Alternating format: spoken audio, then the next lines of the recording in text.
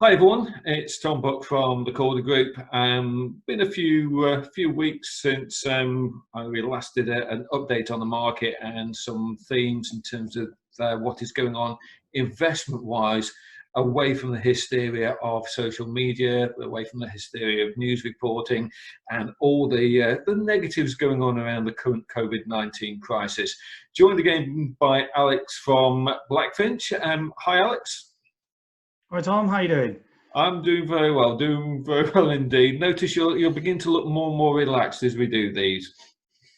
Yeah, getting more and more bedded into remote working now, so yeah, exactly. Absolutely. The need to put on the shirt, the psychological thing is going out of the window. Yeah.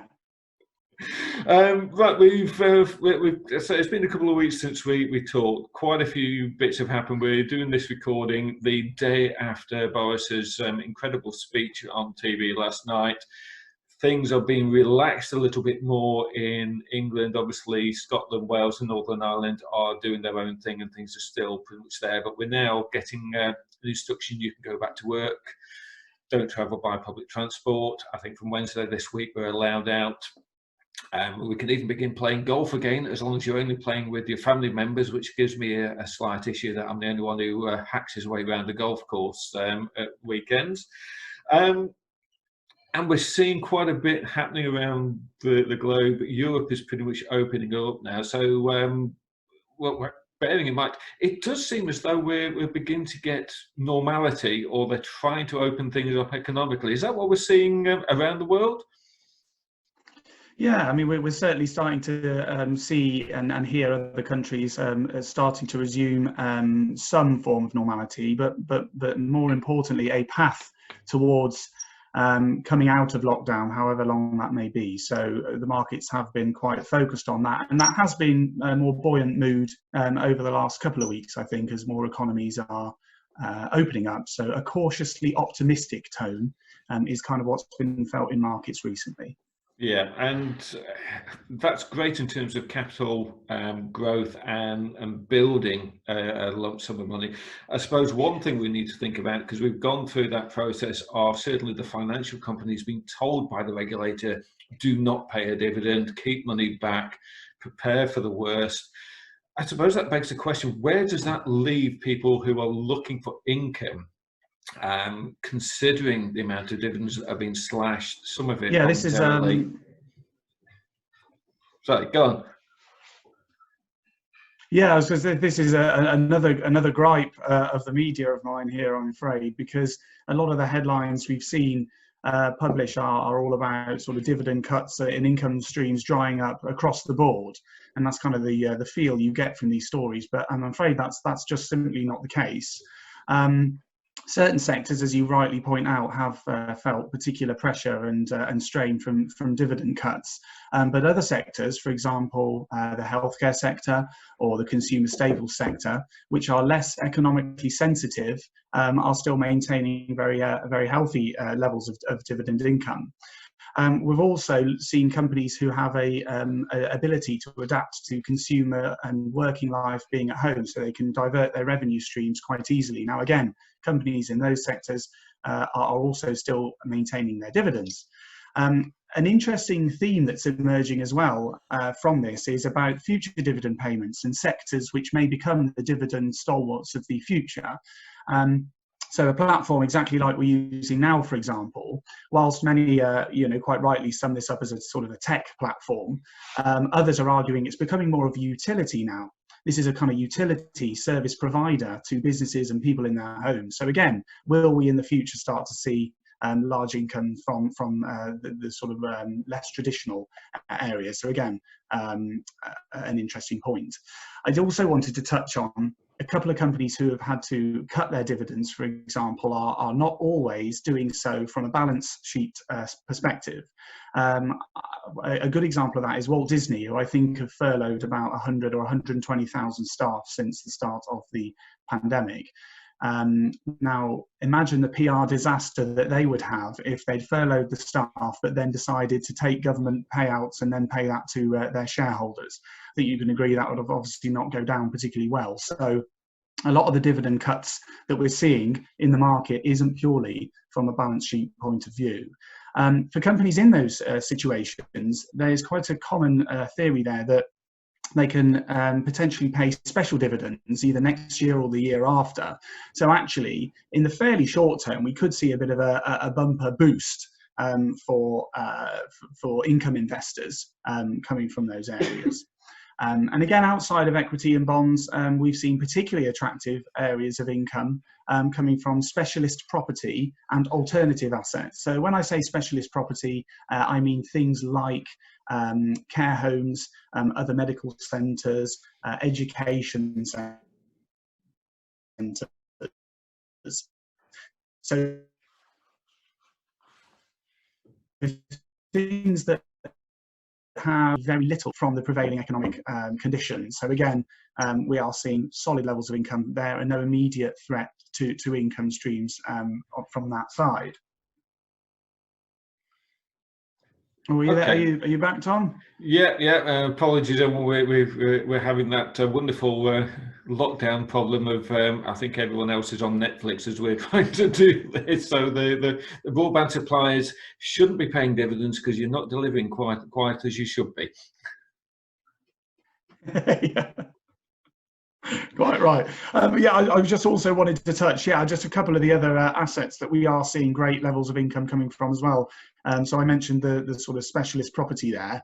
Again, they're really good examples. I think we might have touched on it before very briefly, but things like big box distribution centres.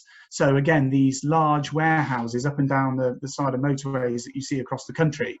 Now they have tenants of companies with the likes of Amazon and Ocado, so companies which are seeing very strong revenues through this downturn. And these companies have signed 15, sometimes longer year leases with these big box warehouses. So again, we've got some great visibility of cash flow, and there's inflation linkage built into these leases as well. So these alternative properties are providing a very attractive level of income. We're also seeing renewable energy assets that are performing in terms of income. So whilst the energy price has obviously suffered quite badly recently, that's not necessarily a completely bad thing for the renewable energy companies because they can actually buy assets at cheaper prices. And again, they don't need that higher energy price to generate an attractive return on those assets because they've acquired them at lower costs as well. So I'm not trying to say that it won't be difficult for income in the near term, because it will, and we will see a sort of shrinkage of income in the very near term. But as I say, it's a bit of a gripe with the press and how it's reported again, but that in our view is not the case for the medium and certainly not for the longer term. So again, I mean, I've got a question on alternative investments in a moment. So you're actually saying that's becoming almost a mainstream angle, particularly if you're looking for income. And as usual, it's down to a good fund manager, good asset mix, good stock picking. So we're back down to almost, they've really got to work on that fundamental to achieve the target and get income for clients. Yeah, absolutely. So it's, again, when you mention investing in property as a whole asset class, a lot of people say, oh God, that's a risky area, and certain parts of it absolutely are. But as just highlighted there are other property assets, certainly that are included in our portfolios that are performing very well, and especially from the point of an income investor, good solid income for the foreseeable future there. Okay, so anyone who's looking for income, it's a case of look at the portfolio, look at the assets you're in, look at the rates of return that are there. It's there, but also we may return to normality or good return once. Again, it's almost the same thing. Once we've got the vaccine and once we get a proper release of being allowed out and being trusted. Yeah, okay. Exactly. Next thing I wanted to go through, because we are, and today's a perfect example, pretty much the newspapers or the media seems split down the middle as to we're opening up the economy and the population at the right time. We're doing it far too quickly. We're seeing that in Europe, and certainly over the weekend there was news that Germany is seeing a small spike in cases. I think South Korea was saying the same thing. Is the market building into prices the fact that we could suddenly have a second spike, that dreaded second spike of COVID-19 cases and deaths, etc. And what that could mean if we have to go back into a full lockdown and the economy takes a second hit. Yeah, I think absolutely the market is taking that into account, which is really its sort of reasoning for this cautiously optimistic tone. It's not running away from itself too much, and certainly since countries have been emerging from lockdown, we haven't seen the markets run away too optimistically. So I suppose there's a bit of encouragement there. And the risk of a secondary spike and wave of infections is very real, particularly when you look at economies like the US and you listen to some of the rhetoric coming out from politicians there. It can be a bit concerning on the speed that they want to ease the lockdown measures. We also saw Australia sort of making their first sort of real moves into easing lockdown. And I don't know if you saw the story last week, but there was an outbreak, quite rapid outbreak of infections, 50 people or more in a meat factory in Australia, which I think is a sobering reminder for these economies, for just how quickly it can get out of hand. So yes, the market is taking that into account. And we've seen today, there was initial spike, a bit of a rise in equities from the FTSE 100 this morning, but that's come right back now. So that initial level of excitement has certainly eased. So I think yes, the broad tone is positive, but again, it's a cautiously optimistic one. And of greater concern, I think, in the immediate term is kind of the relations between the US and China again. We shouldn't forget about how damaging that could be if those trade talks fall down. So we saw the signing of phase one last year, at the end of last year, which was a really good positive for markets. But again, we've seen Trump and Pence come out with some fairly aggressive language towards China, and could that damage the trade relationship going forward? And do we really want a flare-up of a trade war in the middle of a global pandemic? I would strongly suggest not. So it would not be beneficial for asset prices. So we need to be careful of that risk as well. Yes, I think we've got to bear in mind, obviously, in America, at the moment, they're still coming up to the presidential elections towards the end of the year. So obviously, anything at the moment is fair game. I think as you and I spoke before this, we started the recording, we're seeing an uplift in political uncertainty in the UK alone. The joint message of whatever it takes, we're behind you, we fully agree, we're talking. Suddenly today we've got Keir Starmer, the new Labour leader, saying that actually there's no consensus and it's confusing. Scotland are saying no, we're heading there. So we're almost going back to a normality of political infighting, and we're still not really out of this situation.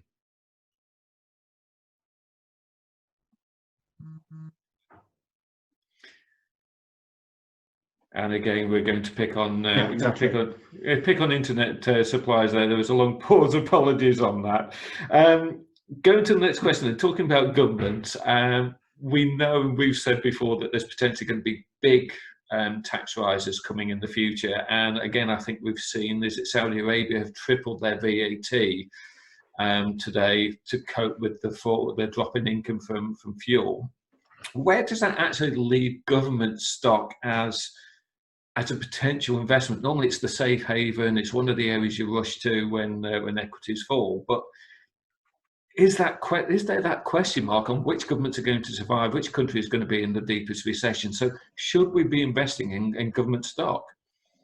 Yeah, so you're absolutely right to be selective over which region and which government stock you're allocating to in the portfolio. So we discussed a few weeks ago now how we've reduced exposure to some emerging market debt in our portfolios for credit rating concerns, exactly as we thought. Now, developed market government debt is actually an asset that we consider to still be quite attractive in a multi-asset portfolio, and it absolutely plays a pivotal and vital role, and March was a key example of that. It was the only asset class that posted a positive return through the month. So it kind of really did stand up to the test there. Global market sort of bond prices could actually rise even further in the near term as well. There's also a sort of risk of inflation due to the amount of money being pumped into the economy. So again, a spike in inflation could be favourable for investment and investment grade index linked gilts. And government bonds as well. So they kind of act as a hedging against inflation as well. So we do see some support for the asset class there. And finally, the levels of QE that central banks and sort of governments are embarking on should also act as a further support for government debt in the near term as well. So for now, we are still allocating to the asset in the portfolios, and there are reasons to remain positive on the asset class, certainly in the short to medium term. Okay, so again, it's back to that age-old story of circumstances at the time. At the moment, like you say, no one is going to not be able to borrow on the market in terms of governments, because every government's in the same boat. And I presume no one wants to be the first one to rock that boat and start causing a storm. Yeah, absolutely right. Yeah. Okay. You mentioned earlier in terms of alternatives, in terms of property. Now, we use Blackfinch and we use other providers when it comes to business relief, so inheritance tax investments that have alternatives, so property lending, green energy, as you mentioned earlier, forestry, leasing. Are we now getting to the point, considering we've had a decade since the 2008-2009 crisis that saw, what was it, about 50-something% wiped off equity values? We got back to that. We've now seen, at the worst point, I think another 40-odd% wiped off equity values, certainly on the UK market. Should we now be looking at something different from just equities, fixed interest, commercial property, etc.? So are we now reaching that point where alternative investments are potentially quite a core element, or should be built more into clients' portfolios as an investment opportunity? Yeah, absolutely. I mean, and it's not just for the income investors that we discussed earlier. So the alternatives allocation in some of our portfolios is more than 20%. So it makes up a very reasonable proportion of the investment portfolios. A lot of the assets, I mean, take infrastructure, for example. Again, very attractive assets in terms of long-term capital growth and income generation. They tend to have sort of constant demand because they're sort of providing critical services for economies. So take, for example, gas pipelines or mobile phone masts or data centers. Again, consistent long-term assets that tend to be broadly uncorrelated to underlying economic activity, and absolutely should make up a good portion of investors' portfolios. The other advantage to these alternative assets in the infrastructure space is the high barriers to entry for competition. So they're very capital-intensive assets and are very expensive to produce and replicate. So it does create a natural barrier to entry, resulting in slightly limited demand there. So again, a number of the competitors sort of will struggle to break that market share. So it almost creates a sort of a monopoly, if you like, of the market there. So again, there's some really good assets that you can buy and hold in investors' portfolios. So again, a reason I think alternatives will sort of pique investor interest. The other area as well in alternative investing is kind of the absolute return strategy. Now, that sector has had a tough time and has a bit of a bad name for itself, and that's not wholly unjustified, because a lot of these absolute return funds don't do what they're supposed to do. However, there are a certain range of funds which perform extremely well. Again, we hold them in the portfolio, and I think we may have spoken about one a few weeks ago where that was showing a 4% loss when the markets were down 25% or more.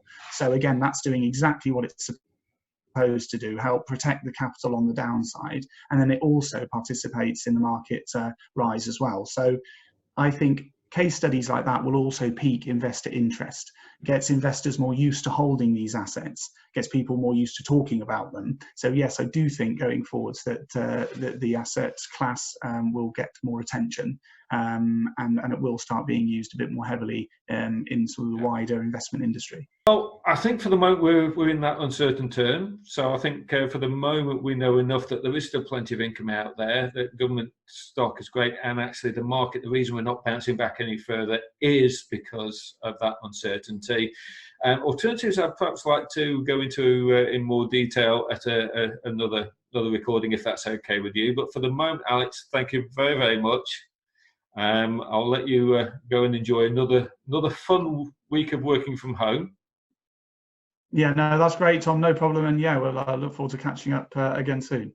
All right, that's brilliant. Alex, thank you very much. And thank you to everyone for watching. Thank you.